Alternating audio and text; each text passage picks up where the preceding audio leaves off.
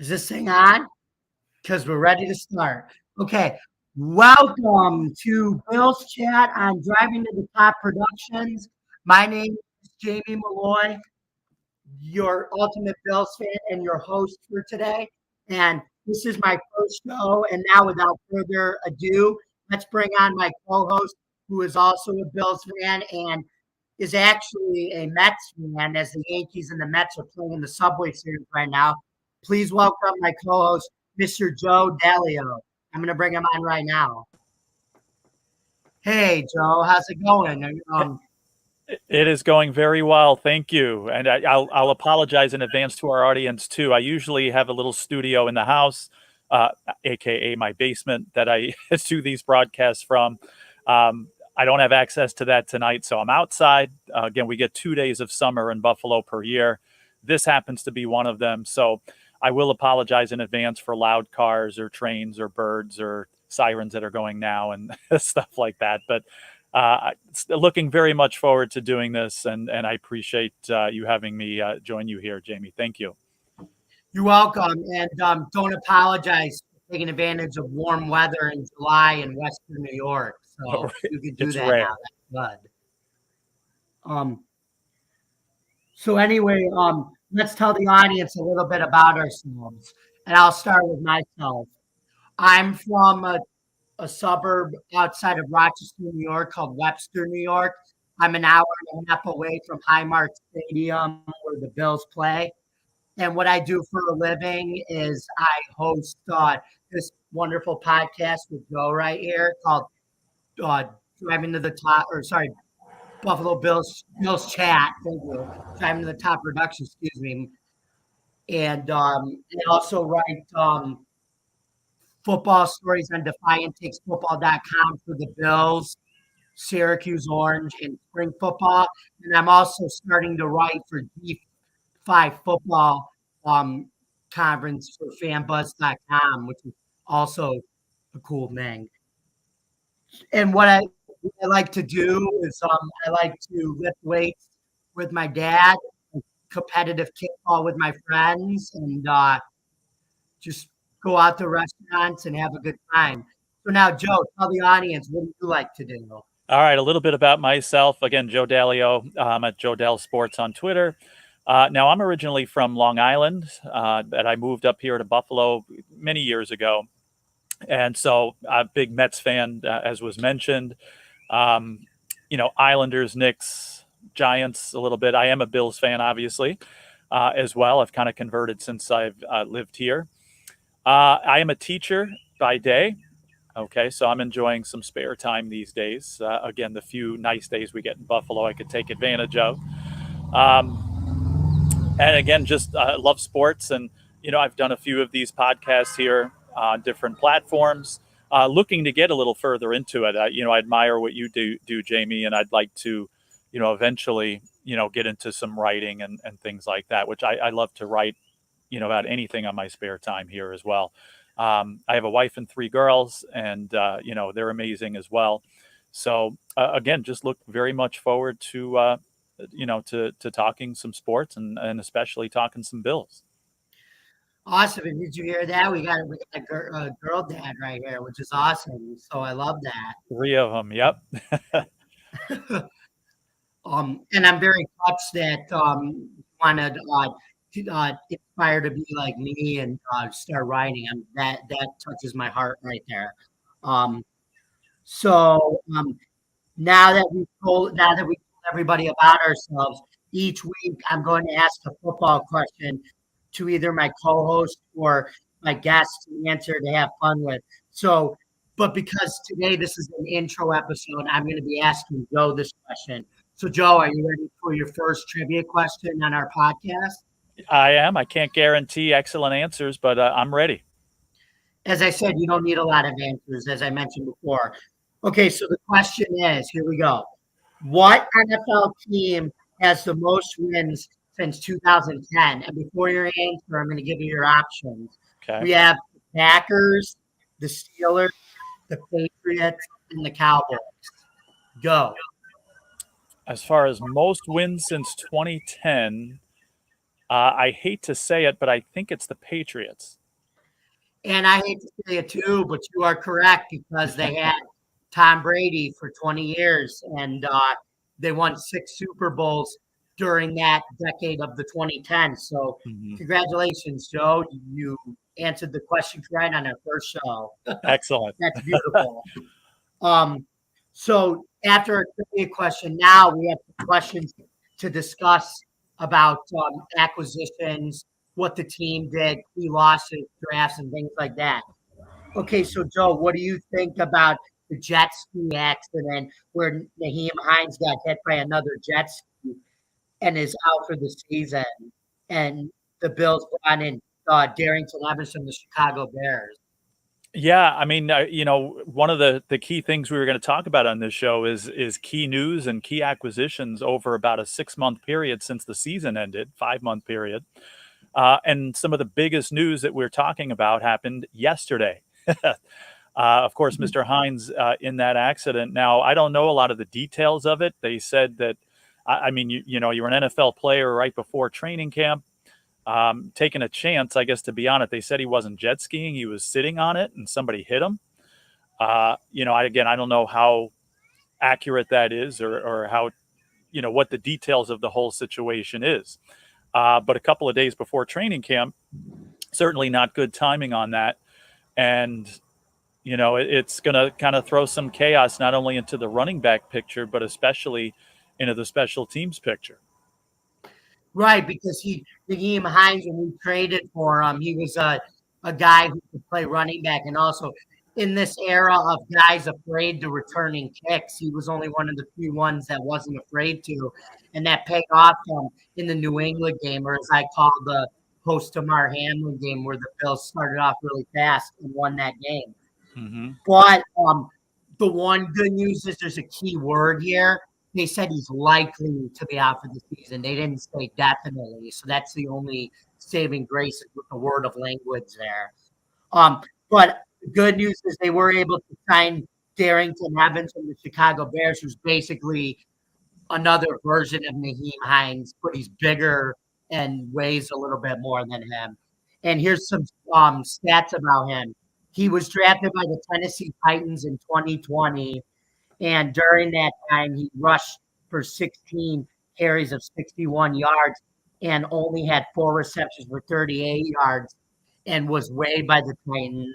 And then in 2022 with the Chicago Bears, he averaged 4.6 yards per carry and 14 handoffs in 6 games played, in which the Bears were in a rebuild year in their first year with Matt Eberflus as head coach and Ryan Poles as GM. But the thing about him though is like his baby is more being a kick returner. So I think with the Bills right now they signed up, but I think as the season goes on he'll get a role in Naheem Hines where he gets a lot of passes in the offense and he'll be able to return kicks.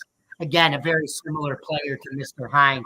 But before we move on, we'd like to take a moment for me, Joe, and all of us at Defiant Take Productions to pray for Naheem Hines and wish him a speedy recovery. And this stings, man. We hope you get better, and God's on your side for this. So we hope you get better soon, Naheem.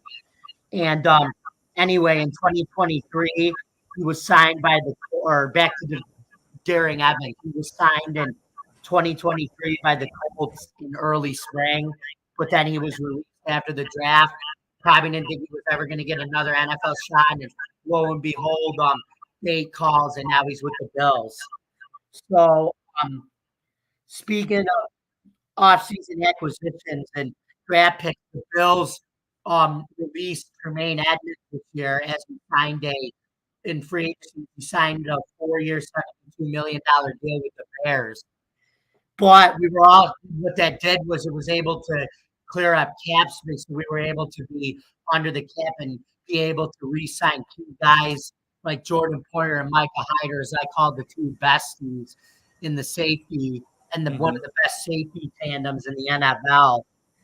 And also for draft picks, we were able to make a big hit on our first round pick, Dalton Kincaid, who's going to be our number 2 tight end to take the pressure off of Dawson Knox. And we also drafted Big Osiris Torrance from Florida. If you've seen this guy, he's a huge lineman who probably could have been a first round pick, but he fell to us at 58 overall. So what do you think of some of these offseason acquisitions, re-signings, and draft picks that the Bills brass made? You know, I have mixed emotions about it. First of all, as far as the draft is concerned, I guess I didn't pay attention enough at the time. You know, I was kind of thinking, what are they doing drafting a tight end? You know, the timing of the linemen that they drafted and that. At first, I wasn't impressed until I started reading about some of these guys and started doing some research on them. And my mind certainly changed. You know, certainly you know, the first round pick, I believe, was from Utah, right? The tight end. And, you know, the more I read about him, he could easily, nothing against Dawson Knox, of course, but he could easily be a top, you know, tight end in this league based on what I've seen. And, you know, the number 1 tight end very quickly on this team. A lot of very impressive statistics and you know, he seems to have the tools that it takes to be an elite player and an elite tight end in this league. The same it is, you know, with Osiris there. I really wasn't impressed until I read the stats about him, and especially the size statistics about him. I'm not recalling right now the height and weight, but I mean, this guy is a monster, and I cannot wait to see him on the field. You know, being that wall on the offensive line. Now, of course, we know that all offensive linemen make mistakes. Rookie offensive linemen make mistakes, and he will. But I can't wait to see this guy. And even some of the lower round, you know, people that they picked up. They got a wide receiver in there. And I had this written down here too, and I didn't want to look, but you know, Dorian Williams there, Justin Shorter, a wide receiver. I mean, these guys could make impacts too. I guess only time will tell. But Dalton Kincaid and Osiris Torrance, those first 2 picks, I think can make great impacts on this team. And then, you know, my opinions too about the signings of guys they picked up. Again, I wasn't impressed. I mean, a lot of, you know, Bills fans were looking for guys named Hopkins or Beckham or people like that. And those guys didn't come here. But, you know, a lot of the people it seems like they picked up were kind of leftovers from other teams. But there are a few that I'm impressed with. Poona Ford on the defensive line, I think, could make a big difference. Some of the running backs that they drafted, Latavius Murray, Damian Harris, I think those running backs could make a difference on this team. They got a capable backup quarterback.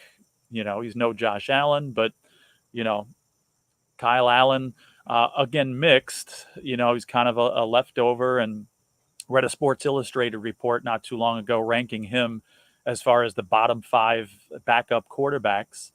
I'm not sure that's true, but again, this team needs a backup quarterback that if something happens to Josh Allen, you want to have somebody that, you know, that you won't say automatically the season's over. You know, somebody that could still lead this team to success, not at the level of Allen, of course, but, you know, somebody that you could still count on. So, again, only time will tell as far as, you know, who of these guys makes the team, as far as what impacts they have.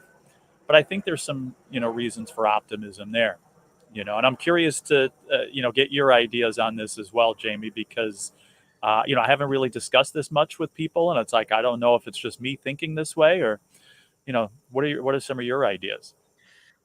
I really like the Kyle Allen signing because I think he's definitely an upgrade over Case Keenum, what we had.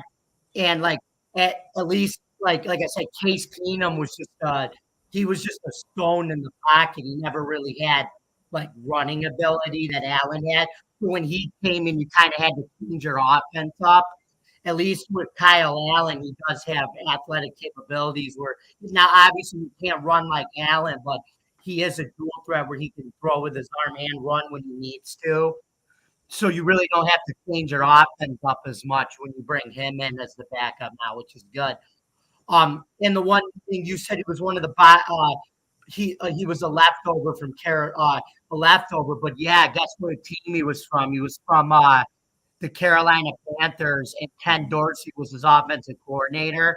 And as you mentioned, when he's a guy who hopefully doesn't have to take over for Josh Allen, but he already did it in Carolina in 2019 when Cam Newton got hurt with a knee injury. Kyle Allen actually came in and started the rest of the year and did decent.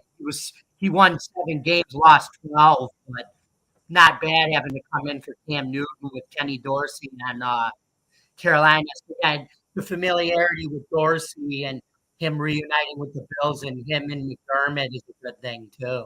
So exactly. And then what are your opinions on some of the picks and acquisitions that they got? I love the draft picks. I mean, I was on board with the tight end thing, Dalton Kincaid. We absolutely needed a number 2 tight end. There was no ifs, ands, or buts about it because our offense is very one-dimensional, and I think Dorsey did a good job despite having a one-dimensional offense. But now our offense won't be as one-dimensional. We may be able to run some double tight end sets in the running game. And Kincaid's he's drawn some Travis Kelce comparisons already. Like Mel Kiper, obviously, we know about his track record with draft picks, but I think he is right about this one. He said he's probably the best tight end prospect to come out since Travis Kelce, and the Bills had a really, really good draft. He was impressed with the draft overall. So, and O'Cyrus Torrence, like I said, this was a guy that Mox had him going 19 to Tampa, his hometown team, because he was from Florida. Right. And he ended up falling with the Bills. And I was like, I saw his stats, and it was like the guy never allowed a sack in the SEC conference. And he even didn't allow a sack against Georgia. And we all know Georgia's got that national championship defense. So to not allow a sack against that defensive line to him, like, how did this guy fall to the second round? And he should have been a first rounder. Like, we could have taken him at 25, but hey, we were able to get the tight end and get a first round talent guard in the second round. Well, he's not really a guard. He can play guard and tackle, so he's versatile. He's just a big, massive human with treadmill-like feet, and he's got quick feet. He can just pile drive defenders with those big feet every time. You just push guys out of the way. So I love that. Yeah. And I want to talk about another under the radar signing we just got. We just signed Jay Sternberger, the tight end from the Birmingham Stallions. He was a 3rd-round pick with Green Bay in 2019. Didn't really produce much there. He only cost 12 passes over 18 games with the Pack, between 2019 and 2021. And he was suspended for 2 games for violating team rules.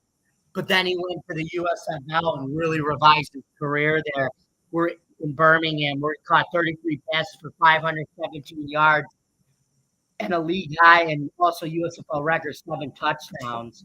And also, he was a USFL champion this year, and he had the GOAT of the USFL and MVP Alex McGough throwing the ball. So that's also a great thing. And I think he's going to be a great target for Josh Allen. And he was a nice body with that 1 year, $750,000 by catching passes against pro players. So that's excellent. They just signed him a couple of days ago, right? Yeah, we did just yesterday, I think it was. Yeah. And like I said, getting rid of Tremaine Edmonds, we had to do that. I mean, I was a little worried that he wouldn't be able to play well in the second contract. And like I said, we didn't. He got a 4-year, $72 million deal with the Bears, so way too much money for a player that good. So, and I think it's another guy like Shaq Lawson, where we got rid of him because he wanted a big contract. But then he ended up coming back to the Bills on a 1-year deal 3 years later. And I think that could end up happening with Edmonds, where he comes back and signs a 1-year deal with the Bills. And and rejoins the team and plays well again. One question I had for you that I was going to ask is, out of all the players that the Bills lost in the offseason, which one do you think would have the greatest impact? Which loss do you think would affect them the most? Definitely Edmonds, but not for long. I think it's just gonna probably take the preseason to get used to playing with a lot of these linebackers that we have, but a lot of them are small and quick, and that's like the new trend in the NFL is to not only have really good DN, but you want those small and fast linebackers that have cornerback speed to be able to rush the quarterback and be able to get after Mahomes and Burrow when we play them this year. So, yeah, Edmonds is definitely my big loss, but it's not going to affect them too long, as they'll adjust as the season goes on. That's exactly what I would say. He's not a player that you want to lose. It had to happen, and it is a tough loss. But I agree with you 100%. I think he won't be missed for long. I think they'll find adequate replacements and they'll be fine in that situation. Yeah, and like I said, could return in the next 3 years on a 1-year deal because McDermott and B like to give those guys 1-year deals. They're great. Right, exactly. Okay, so my next question is what do you think about Sean McDermott now calling the defensive plays, being the defensive coordinator and a head coach? And remember, when he was with the Panthers, he was the defensive coordinator there before being hired by the Bills as a head coach in 2017. Yeah, I don't have a problem with it. And I think, I don't think he's going to be doing it all because the Washington, I think he was the defensive line coach previously, right? So he knows. We'll get into that. We'll get into that. I'm glad you brought that up. Okay. So I don't think McDermott's going to be doing it alone. I think he's going to get a lot of help there. And, I again, nothing against Leslie Frazier because the Bills have had an excellent defense the last few years. But again, he's somebody too. I don't think he'll be missed for long. I mean, will he be missed? Yes. Leslie Frazier, but I think it's kind of like we were just talking about with Tremaine Edmonds. I think the defense will be in capable hands, and I think they'll be fine. And there might even be, might even be better. Yeah, and one thing I think it's going to definitely be more aggressive. That's where it kind of focused because as good as Leslie Frazier was, like he was inconsistent with being aggressive. Like sometimes he would play these conservative defenses in the playoffs that wouldn't work out. But other games, like when he was bringing pressure with the full out blitz, like our defense was unstoppable. And I think, like I said, McDermott is known for being more aggressive with that a lot in keyder situations than Frazier will be. And speaking of Eric Washington, and Leslie Frazier obviously left, and Eric Washington has now been promoted to assistant head coach, defensive coordinator. How do you think he'll do in his place of Leslie Frazier? Again, I think he knows the system and he knows it well. So I think he's an adequate replacement, and I look forward to seeing what this defense can do. Yeah, and if the defense goes well, he could potentially be a head coaching candidate for next year, Eric Washington. You never know. So, right. And guess what? Also, another guy from Carolina. So just call them the Carolina Bills, like we always do, right? You're right. Exactly. So again, we're going to say this a lot. Time will tell. But I'm pretty optimistic as far as that's concerned. I look forward to seeing what this defense can do. And again, with the talent that's been added to it, again, it might be a better quality defense to begin with. And then with better coaching and more aggressiveness could really make a difference in games, especially big games and key moments, as you mentioned. Yeah, exactly. And we want to talk about our friend Cole Beasley here. He left the Bills, and now he's actually with our friend Brian Daboll and the Giants. So what do you think about Barkley going to play with our old offensive coordinator? And with a guy that we knew very well. He knew very well, and now he gets to play for a guy that is on a different team, but he's basically going to a guy who's cut out of the same mold as McDermott and coaches the Giants basically the same way. Good for him. I'm happy for him, and especially playing with Daboll, and they know each other. I'd like to see him succeed, honestly. He wasn't being used when he came back here to the Bills last year. He wasn't being used. So obviously there's not a place for him here. But again, I think he has the potential to be successful. Is he the same receiver he was 3, 4, 5 years ago? Probably not. But again, knowing Daboll's system, and again, Daboll knowing how Beasley works, it could work, and he could be a valuable receiver. Again, the Giants are one of my teams, so I certainly, wouldn't mind, seeing it happen and seeing him do well. I love the fact that Brian Daboll did extremely well there last year, and I hope he continues to do so. But, good for him. I think it might be a good mix, and he might be some value to them. A lot more value, I think, to the Giants than he would have been here.